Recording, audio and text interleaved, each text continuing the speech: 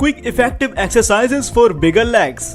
चाहे कोई body builder हो, एथलीट हो या कोई स्टंट मैन हो, सभी जो इतने खतरनाक स्टंट करते हैं या हैवी वेट उठाते हैं, उसमें उनके मजबूत लेग्स का काफी अहम रोल होता है। तो हर बिगिनर्स जिम जाकर अपनी अपर बॉडी को ही टोन करना चाहता है। वो चाहता है उसका मस्कुलर चेस्ट, हैवी और वी शेप बैक, मजबूत बाइसेप्स और चौड़े कंधे हों, लेकिन वो अपनी लोअर बॉडी की तरफ बहुत कम ध्यान देता है। लोअर बॉडी मतलब लेग्स मसल्स। लेग्स मसल से इंसान की स्ट्रेंथ बढ़ती है और ये देखने में भी काफी अट्रैक्टिव होते हैं। लोअर बॉडी के सबसे बड़े मसल्स पैर के होते हैं। हम ऐसे ही 3 भागों में बांट सकते हैं। Number 1, quadriceps. क्वाड्रिसेप्स बनाने वाले मसल्स शरीर के सभी मसल्स में सबसे मजबूत और पतले होते हैं। जांघ के सामने के ये 4 मसल्स घुटने के प्रमुख एक्सटेंसर, पैर को सीधा करने में मदद करने वाले होते हैं। Number 2, hamstrings. हैमस्ट्रिंग में जांघ के पीछे के 3 मसल्स आते हैं जो हिप्स और घुटने के मूवमेंट को प्रभावित करते हैं। ये हिप बोन के पीछे ग्लूटस मैक्सिमस से शुरू होते हैं और घुटने पर टिबिया यानी कटोरी से जुड़ते हैं। नंबर 3, काफ। काफ मसल्स एंकल, पैर और पैर की उंगलियों के मूवमेंट के लिए सबसे महत्वपूर्ण होते हैं। तो आइए जानते हैं इन्हीं मसल्स को करने वाले कुछ बेहतरीन वर्कआउट के बारे में। नंबर 1, बारबेल लंज।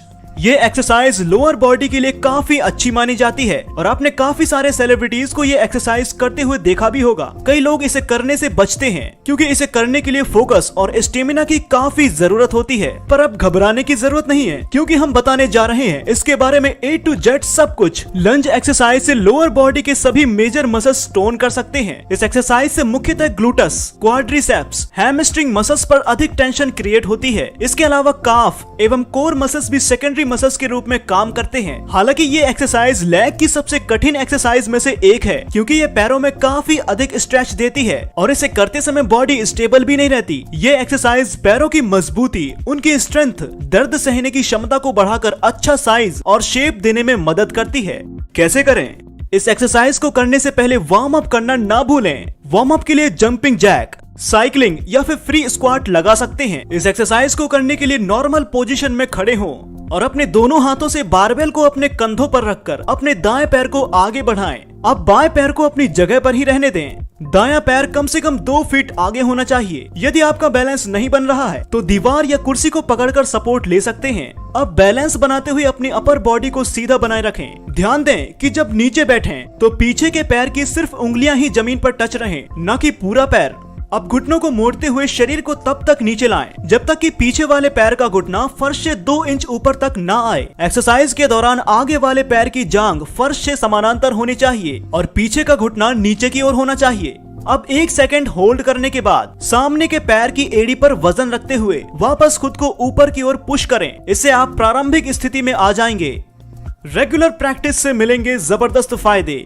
बारबेल लंज एक मल्टी जॉइंट फंक्शनल एक्सरसाइज है जो एथलीट एक्टिविटीज में काफी मदद कर सकती है। इस एक्सरसाइज से क्वाड्स, हैमस्ट्रिंग, ग्लूटस मसल्स काफी अच्छी तरह से टोन हो जाते हैं जो कि लोअर बॉडी को मजबूती देते हैं। यह exercise large lower body muscles group पर काम करती है जो कि मसल्स बिल्ड करती है, खासकर उन मसल्स को जो मेटाबॉलिज्म में सुधार करते हैं। इस एक्सरसाइज से बैलेंस, स्टेबिलिटी और कूल्हे में लचीलापन बढ़ाने में काफी मदद मिलती है। इस एक्सरसाइज को करते समय स्पाइन यानी रीढ़ की हड्डी को सीधा रखना होता है, इसलिए उस पर भी टेंशन क्रिएट होती है। इस एक्सरसाइज से स्पाइन के दर्द में कुछ हद तक राहत मिल सकती है।